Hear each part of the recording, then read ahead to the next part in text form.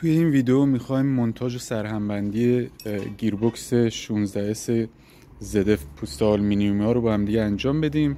جاگذاری شفتا، محکا، بستن پوست ها رو میخوایم توضیح بدیم توی این ویدیو. کلی ویدیو راجع به 5 تیکه ها خود گیربکس ZF داریم. یه پلیلیست جدا توی کانال هست که اونها رو هم میتونین ببینین. تقریبا کامل پلیلیست ZFمون میریم با هم دیگه انجام بدیم. من سعی میکنم ریزترین نکات هم بگم که حتی اگه تا حالا این گیربکس رو جمع نکرده باشین خیلی راحت بتونین جا بزنین، داخل پوست تنظیم کنین و کاراش انجام بدین. اولین نکته ای که هست، داخل پوسته یه پیمی وجود داره اینجا، این پیم خیاری که ماهک ها میرن داخل این رو باید موقع جا زدن پیما فشار بدین بره داخل. حالا بعضی ها میان از اینجا یه پیچ میبندن از بیرون، نشون بدم، از اینجا یه پیچ میبندن که ثابت عقب نگه داره، یا این پیچ آلنی رو باز میکنن از اینجا فشار میدن. من خودم با 2 سو از اینجا فشار میدم پیمو و موقع جا زدن جا میزنم. لازم نیست حالا حتما یه پیچ ببندین که این عقب وایسته.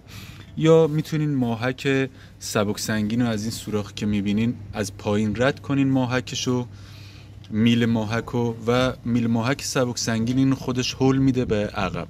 این چیکار میکنه این پیم؟ کارش چی اصلا؟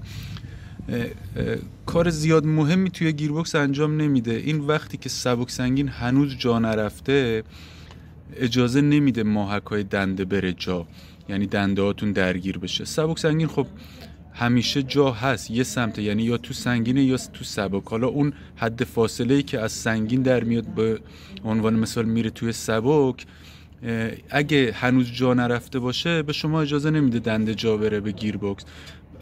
من الان اگه این پیم کلا در بیارم بندازم بیرونم اتفاق خاصی توی گیربکس نمیفته. بعضن فکر میکنن که بعضی از دوستان که فکر میکنن این وقتی توی دنده است، به عنوان مثلا توی دنده چاری، اجازه نمیده بقیه ماهک‌ها تکون بخورن برن تو دنده، که این کار رو انجام نمیده. تو ویدیو تقسیم دنده توضیح دادم که چه قطعه این کار رو انجام میده. این فقط تنها کاری که انجام میده وقتی سبک سنگین هنوز جا نرفته یا وسط گیر کرده اجازه نمیده ماهک‌ها تکون بخورن و لور دنده‌تون بتونین دنده رو جا بزنید. بریم ماهک‌ها رو سوار کنیم و بقیه ماجرا. ماهک دنده عقب اول جا میزنیم.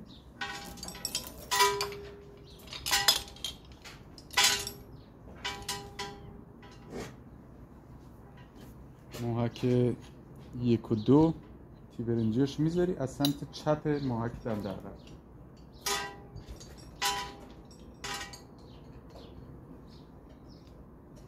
میزنیم اینجا و میچرخونیم بیاد سمت ماهک دنده عقب وای میسته خودش. ماهک 3 و 4 هم تیبرنجی ها رو جا میزنیم، بازم از سمت چپ میزنیم اینجا.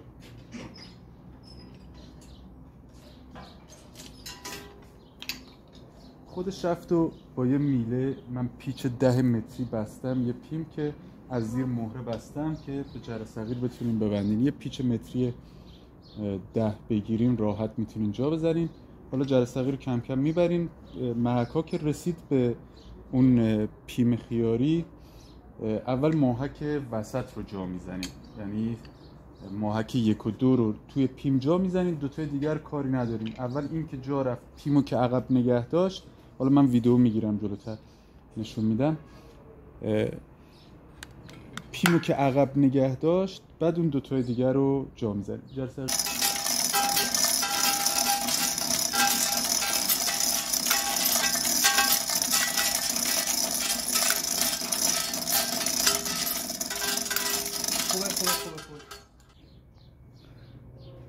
خب ماهک وسط رو که 1 و 2 باشه من گذاشتم روی پیم، اگه دیده بشه داخل ویدیو روی پیم گذاشتم. این 2 تای دیگر اصلا کاری نه، یعنی عقب و 3 و 4 اصلا هنوز کاری نداریم. اول اینو جا میزنیم تا پیمو عقب نگه داره. من با یه 2 سو از اینجا فشار میدم پیمو، ببینید خودش میره جا خیلی راحت. خود پیم رفت جا.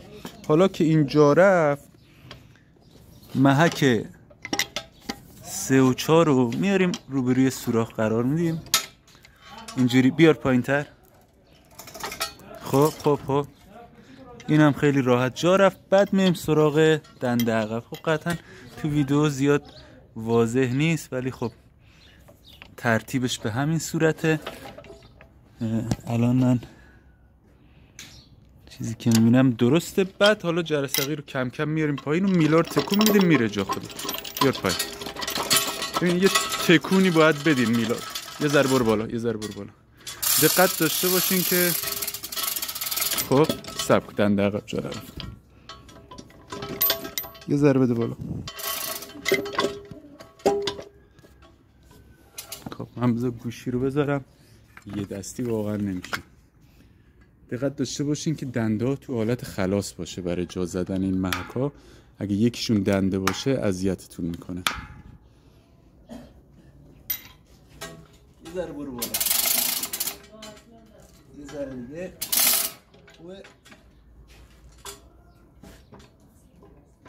یه ذره دیگه برو.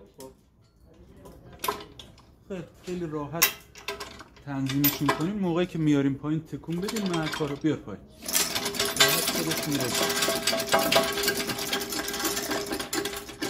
تموم شد. اگه به همین ترتیبی که گفتم جا بزنیم راحتیم، ولی اگه بخواین همه رو با هم دیگه جا بزنیم واقعا اذیت میکنه. بیار پایین کام. خب شفت اصلی رو جا زدیم. دنده عقب رو جا میزنیم. دنده عقب توی 151 یه طرفش لبه داره که لبه رو باید پایین بندازین. توی بقیه گیربکس های زده فیش کدوم فرقی نمیکنه. چپ و راست میتونین بندازین. اگه خواستین هم میتونین کد فنی رو بالا بندازین. فرقی نمیکنه. از داخل هم جا میره. از بیرون پوست هم یه در داره که میتونین جا بزنین، ولی خب ما از همون داخل میذاریم.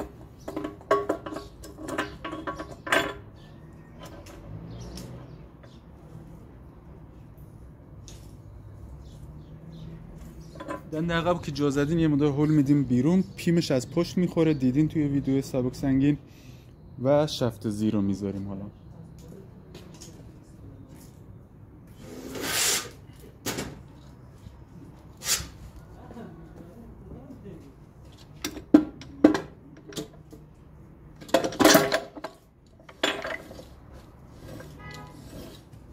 اینم راحت جا میره. بریم بقیه ماجرا. دنده تخت و ترمز اوور رو میذاریم.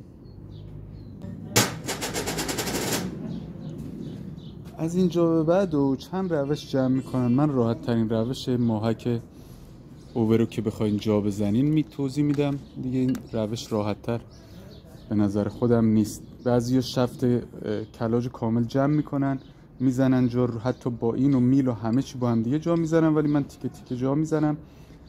جلوتر توضیح میدم که فرقشون چیه، چقدر راحت تره.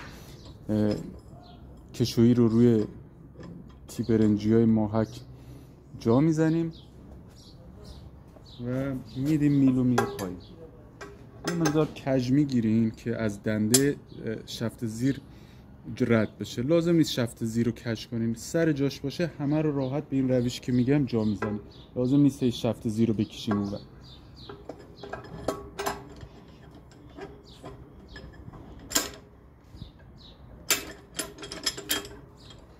الان رفت زیر دنده و ما جای کیبرنجیاش هم که میدونیم کجای، قبلا توی ویدیو 5 تیکه ها توضیح دادم، میزنیم جا. این از این. حالا میریم سراغ شفت. همونطور که گفتم بعضیا شفت و دنده و تخت و همه چی رو روی این بربرنگ رو مونتاژ میکنن جا میزنن، ولی من تیکه تیکه اینجوری خیلی راحت تری و اصلا لازم نیست اذیت شه، یه نفری تنهایی جا میزنی.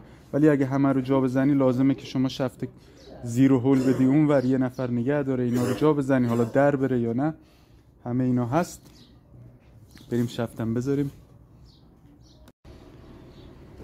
داخل شفت یه قیفی وجود داره که پشتش رو حتما باز کنین. داخلش پر پریسه است، همیشه پریسه ها گیر میکنه. لوله روغنه حتما باز کنین. یه خار داره در میارین راحت، دوباره شستشو میدین، میبندین، خار رو جا میزنین. این کاسنمد اویل دمی که اینجا میبینینم لبه فلزش بیرون میخوره، برعکس بندازین میره بعداً به بربرنگ گیر میکنه و این پاره میشه. اینم روغن رو نگه میداره که پشت بربرنگ فرار روغن نداشته باشه. یه خودش هم یه چاکی داره که یه مقدار روغن تخلیه بشه، همیشه توش روغن بیاد و هوا نگیره.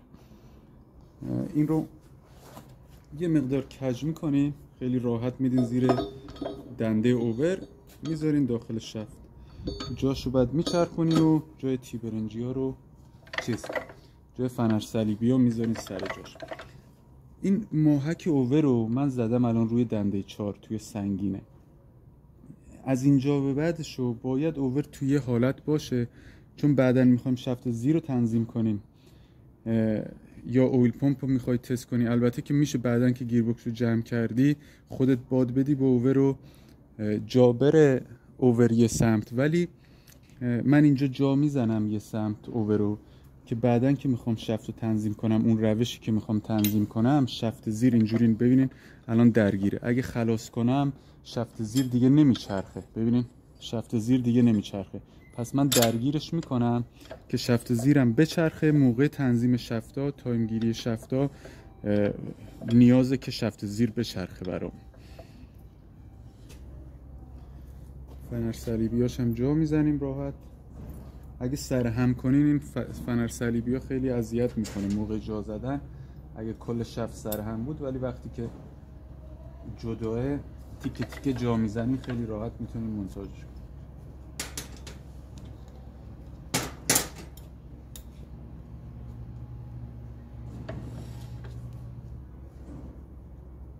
بوکس 22 بیا. این فشنگی های 235 یا شمارهای مختلف که وجود داره روی میل ماهک میخوره و توی دنده کمک میکنه که توی دنده بمونه اوور و سبک سنگین.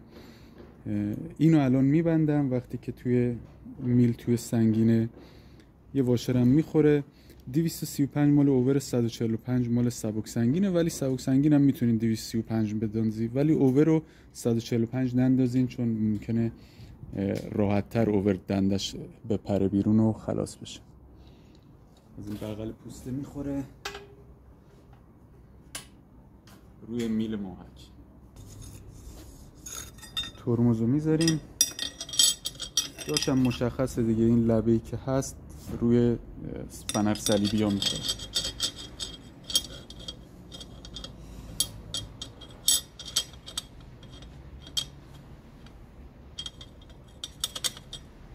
و دنده تخت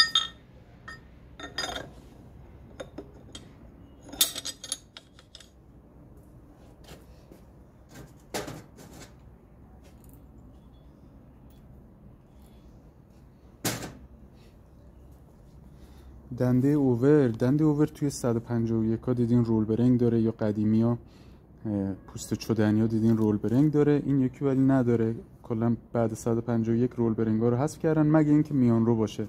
میان رو هم باز رول برنگ داره.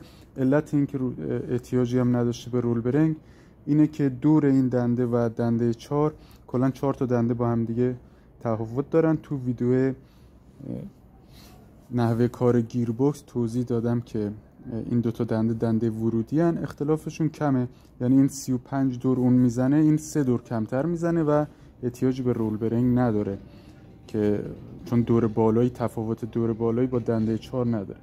این دنده رو میذاریم و روی دنده تخت هم جا باید بزنیم. اینو میره جا، این لب به لب میشه با این لبه و بربرنگ رو باید یه مقدار حرارت بدیم جا بزنیم. این گیربکس کندرو بوده، ما تندروش کردیم. این دنده و دنده روبروش رو عوض کردیم. از کجا میخوایم حالا که تا اینجا ویدیو اومدیم بذار اینم بگم که چطوری متوجه میشین که یه گیربکس کندرو یا تندرو از روی دنده. این دنده 35 تا داره گیربکس های ZF، این یکی 32 تا. اگه برعکس بود، این دنده 32 بود و این دنده 35، اون موقع گیربکس میشد کندرو. این دنده چون بزرگتر از این دنده است و 35 تا هم هست، توی تمام گیربکس های پوست آلومینیوم همین تعداده. برای تندروها 35 32 میشه تندرو، اگه برعکس بود کندرو میشه. من بربرنگ رو یه مقدار حرارت میدم و جا میذارم. دوستان هر جا از این بربرنگ، حالا میگم بربرنگ دوستان بربرنگ فروشمون میگن که اینا بربرنگ نیست، رول برنگ مخلوطیه. اشتباه نگیریم، حالا درست بذار اسمش هم بگیم. هر جا از این رول برنگ‌های مخلوطی دیدین دو تا نکته داره. یکی این که احتیاج به تنظیم داره این رول برنگ‌ها مخلوطی‌ها. دوم این که هیچ وقت تنها نیستن، یعنی حتما یه جفت یا بیشتر از دو تا. به عنوان مثال این شفت زیر دو تا داره، یکی زیر یکی رو. شفت اصلی یه دونه اینجا داره، یه دونه دیدین که زیر شفت ورودی بود، یکی هم پایین تو پوسته. اینجوری سه تاش حتما باید تنظیم کنیم. حالا دیدین روی چرخ‌ها به عنوان مثال بوش دارن یا بدون بوشن، خودتون تنظیم میکنین. اینجا باید پوسته رو که بستیم همه کارا رو کردیم واشرگیری کنیم. توی این ویدیو احتمالاً طولانی میشه و من یه ویدیو جداگانه میگیرم بعد این ویدیو میذارم برای تنظیم شفتا. بربرنگو من دارم گرم میکنم که جا بزنم. بازم گفتم رول برنگ مخروطی رو داریم گرم میکنیم جا بزنیم و معمولا هم میبینین دوستان میگن آقا اینا رو گرم نکنین، ولی مشکلی نیست، یه مقدار حرارت بدین، خیلی کم در حد 100 درجه اوکی. اختلاف دمای شفت و بربرنگ، حالا هر بربرنگی میخواین جا بزنین اگه استاندارد باشه 100 درجه با هم دیگه اختلاف میتونن داشته باشن، ولی بربرنگو نباید از 120 درجه فکر میکنم بیشتر نباید گرم کنیم. ولی خب اینجا ایرانه و کمبود امکانات، ما هم گرم میکنیم میزنیم جا، مشکلی هم پیش نمیاد. این فیلتر اویل پمپ هم میذاریم سر جاش که یادمون نره، یه توری تمیزش میکنیم و خیلی راحت میفته. اینجا یه لبه‌ای داره، حتما داخل لبه بیفته، زیر واشر زیر پوسته نیفته یه وقت، چون روغن میده اگه گیر کنه لای پوسته ها.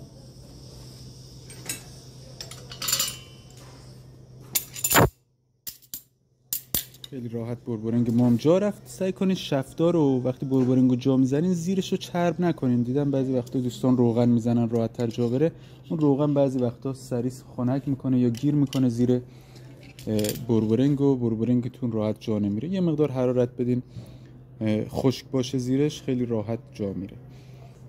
یه خارم اینجا داریم که با خار زیر شفت فرق میکنه، ضخیم‌تره و یه مقدار بزرگتر. این خارم میندازیم روی بربرنگ و میریم سراغ پوسته. واشری که میبینین، واشر رو چه فلزی بندازین چه کاغذی فرقی نمیکنه، حتی واشر رو نذارین چسب هم بزنین میشه، ولی واشر بذارین برای تنظیم شفتاتون راحت ترین. من یه مقدار چسب همه کاره رازی یا هم چسب آهن زدم که واشر تکون نخوره موقعی که پوسته رو جا میزنیم و مشکلی نیست. البته که فلزیش رو استفاده کنین قطعا بهتره. یکی دو تا نکته هم راجع به پوسته جلو بگم و بریم اونم سوار کنیم.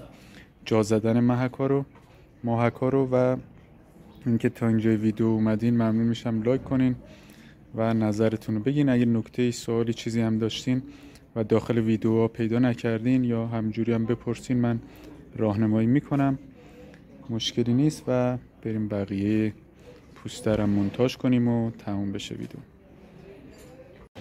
توی گیربکس شطرنجی زدف جا زدن این محک‌ها یه مقدار سخته. دوباره به همون ترتیب، اول این وسطی رو که 1 و 2 باشه، 3 و 4، و بعد دنده عقب، بعد آخر سر اوور رو جا میزنیم.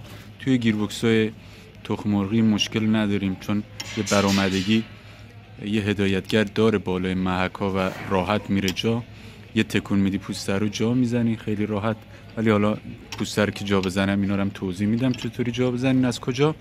پوسته رو این 4 تا پیم داره پوسته که ما زدیم، ببین رفته عقب، تا موقعی که پوسته رو میذاریم مشکل نخوره، همزمان با هم دیگه سخت جا میره. این کنسول رول برنگام احتیاج نیست در بیاریم، باشه رو پوسته اوکی، مشکلی نیست. فقط باید نگاه کنین نچرخه و لغ نباشه. بریم پوسته رو بذاریم و محک‌ها رو هم جا بزنیم و بستن و جا زدن پیما رو هم بگم و تموم. اگه این پیما موقع باز کردن وقتی میخواین در بیارین با پیمکش، یه پیچ 12 و یه گیجین پین، یه پیمکش درست کنین. موقع در آوردن اگه راحت در نیامد، پوسته رو از بیرون یه مقدار حرارت بدین، بعد امتحان کنین راحت در میاد. توی گیربکس‌های شطرنجی زیاد اذیت نمیکنه، ولی گیربکس‌های تخم مرغی 22 20 22 21 و 20 23 20 22 اینا یه مقدار سخت در میان. پیما و مجبورین حتما یه مقدار پوسته رو حرارت بدین از بیرون تا راحت در بیاد. میریم پوسته رو جا بزنیم.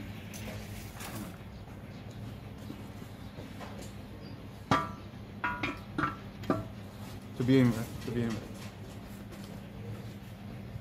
بگیر بده بالا یه ذره.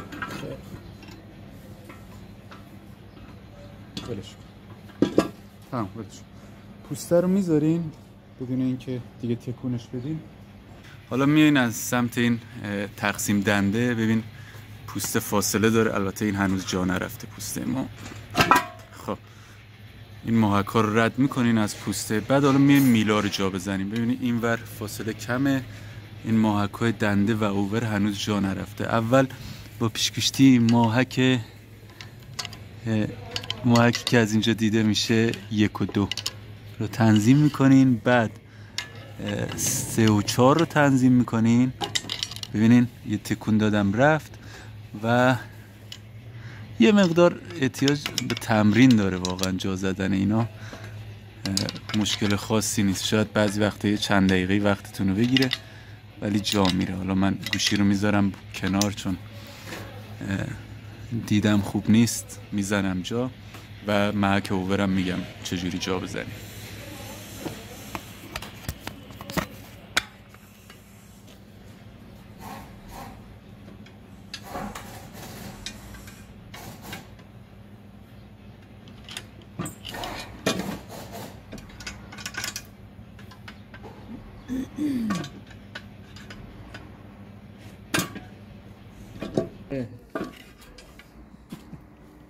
خب محکا رو تکون میدیم. الان رفت، اوور مونده. اوور رو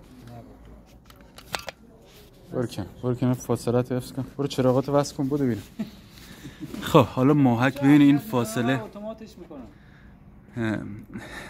این الان فاصله اینجا کم شد، فاصله اوور هنوز نرفته.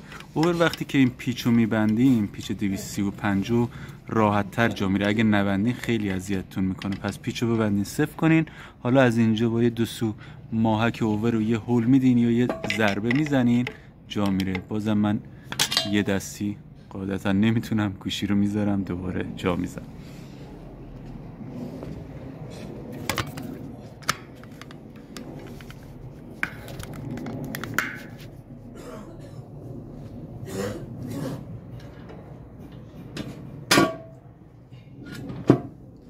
یه ضربه از بیرون میزنیم به محک و پوسته میره میچسبه. چند تا پیچ پوسته رو گیر میدیم. حالا چند تا پیچو دور تا دور یا همه رو میتونین گیر بدین. کوتاه بلندم داره، جاشون مشخصه، زیاد فرق زیادی نمیکنه. کوتاهش با سبک سنگین یه اندازه.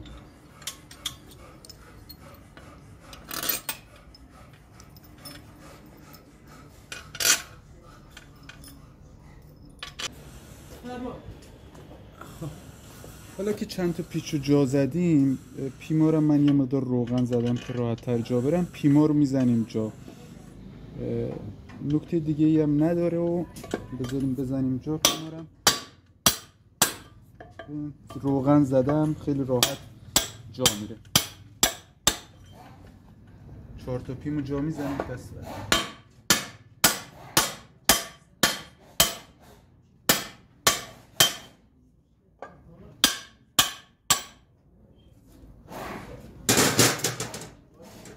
حالا میتونین پیچا رو صفر کنین. خب قاعدتا این ویدیو طولانی شد و برای تنظیم 2 تا شفت یه ویدیو جدا میگیرم براتون میذارم بعد این ویدیو. ممنون تا اینجا ویدیو نگاه کردین. اگه سوالی، چیزی، نظری داشتین ممنون میشم. اگه نکته ای رو جا گذاشتم توی کامنت ها بگین و اینکه همیشه موفق باشین و تمام.